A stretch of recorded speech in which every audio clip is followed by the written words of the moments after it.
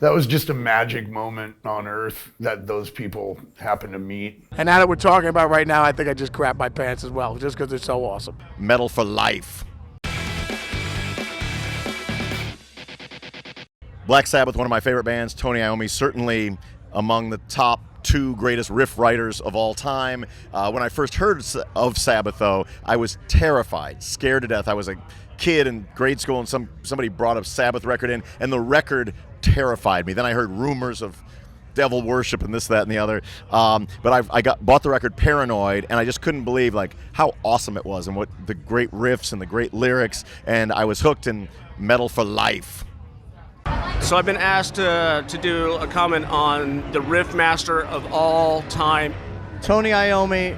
Tony Iommi. Tony Iommi, to most people, and definitely to me, is the creator of heavy metal. Guitar started with him. There's so many great riffs, and he's basically inspired every guitar player after him. Iommi, yes. I've been such a fan of his unique and individual guitar playing and all those riffs that at some point, believe it or not, Iommi and Simmons were going to form a band called The Monsters. Well, Tony Iommi is not only a good friend, but an inspiration. I love working with him. I love writing with him. Well, I think a lot of it was just the darkness to it, and it was based off an old, Vincent Price horror movie or a group of movies and that. And I think it was the darkness to it and the mysterious, kind of almost 666 Satan thing. But then at first, what they were doing, we were just talking about that, is pushing their amps, turning up all the amps all the way, and Iommi's famous 12th fret, just super chords, and the riffs. I mean, obviously Sabbath, it was the riffs and the groove of that band, and just the combination of that and Ozzy's voice just were kind of, I don't know, no one ever really was able to duplicate that, The first time I heard Sabbath wasn't the radio or anything. I mean, because obviously back then, when you're 12 years old, it's mostly top 40 radio, so obviously Sabbath, none of the whole nother world existed with Sabbath and Zeppelin and Bad Company and, with classic rock that we know now. I mean, there was no classic rock stations then. Well, there was, but I mean, the things all I heard was back then was, be top 40 or whatever was on TV. So, but no. I remember we were in 6th grade, and I remember my buddy Tom was making we had art class, and he was making a sculpture, and he had jawless skull, which is basically Scully in Black Label, it's the jawless skull. And he had a lightning bolt going through it, and it said Black Sabbath 666 on it, right? And I was just like, wow, that's really cool. What is that? He goes, oh, it's this band my older brother listens to. I was like, oh, wow. So I, just based on that, I was just like, I remember being at the mall with my mom, and she was like, if you want to get a record, we were near the record store. She goes, you can get a record. I said, oh, thanks, Mom. So I go in there, and obviously, being the tool bag that I am, instead of just getting the single records, because I was going through the salary, obviously, we sold our souls. It's a double album.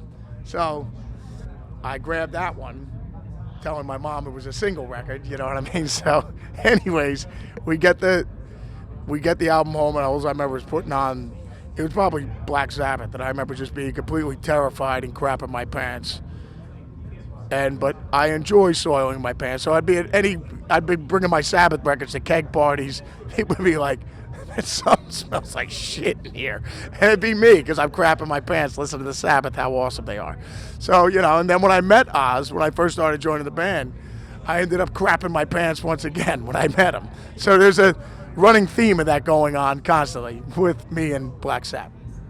And now that we're talking about right now, I think I just crap my pants as well, just because it's so awesome. What's your favorite riff from Black Sabbath that Tony Iommi wrote? Impossible to answer. I remember hearing Black Sabbath for the first time in a car. My favorite riff is National Acrobat. It just blew me away. The guitar tone was so heavy. I always play Sabbath Bloody Sabbath because it is probably one of the greatest things ever written. For me, I would have to go with the middle breakdown of Children of the Grave. Oh yeah, that's my favorite riff. Children of the Grave is one of my favorites, but every kid learns how to play guitar playing Iron Man, I think. Stop, da, da, da, da, da, da. The I listened to it and I just kind of like start writing. I can't narrow it down to one, man. I truly can't. I mean, I like Snowblind. If I have to choose something, I'm going to be really selfish now, but one of the things I did with my year with Black Sabbath was a song called Trashed. So that would be my pick. So everyone wants to talk about like the birth of heavy metal and where, you know, what the first example of it is. I don't know the timeline. I mean, Black Sabbath certainly is, you know, the begin, you know, in any conversation about that includes Black Sabbath. I don't know, did the Immigrant song Led Zeppelin come out first? That's a heavy metal song to me. So yeah, the song Black Sabbath by Black Sabbath would probably be as good a place to start as any for the birth of heavy metal. And I mean, it's got it all. It's heavy guitar tones, scary lyrical content, the flat fifth guitar movement, which sounds super evil. Yeah, I mean, that's very much a template for probably hundreds of metal songs to follow. That was just a magic moment on Earth that those people happened to meet, you know.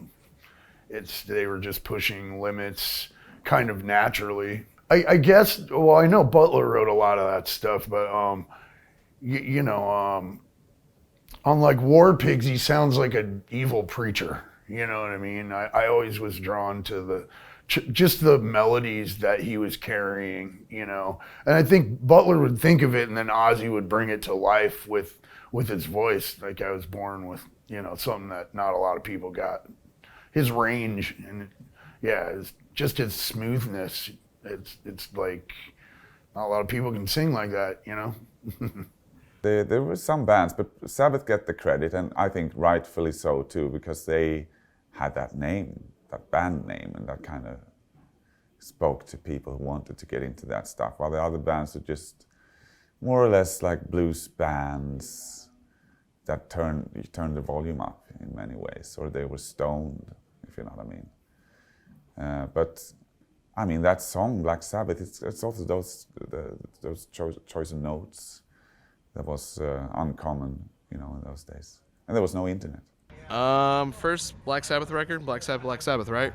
It was awesome. I mean, I remember hearing that as a kid, hearing like The Wizard, and then all those tracks are so sick. I mean, if I wouldn't have heard some of that when I was a kid, I don't think I'd be in this band right now. So, yeah. First time I heard Sabbath, I'm trying to think.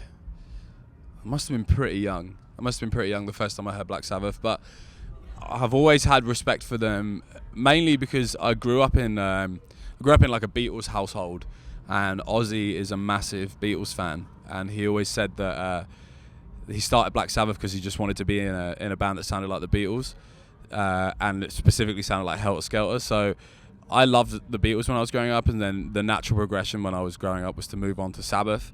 And then from then on, my love for metal just sort of blossomed from there. But yeah, it's probably like War Pigs or Paranoid. I know it's probably like pretty standard answer, but I mean, I dare you to put those songs on now and not enjoy them, because I still listen to them every day. So yeah, that's probably why. So I could not pick one because it would be excluding too much else, but I'll tell you what, I'll go with Into the Void if you guys need something. There's very few people that when they walk into a room after this song, they still like, everyone starts like...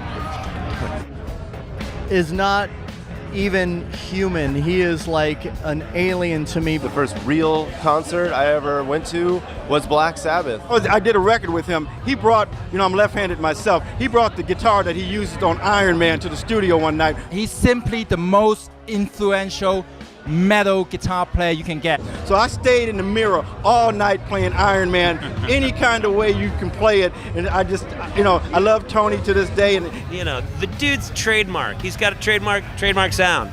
Because of you, I have a job. The joy of working with him on projects since then and writing songs together has been a big part of my life. He is the creator. He's up there with Mozart and Beethoven, and Tony, I love you.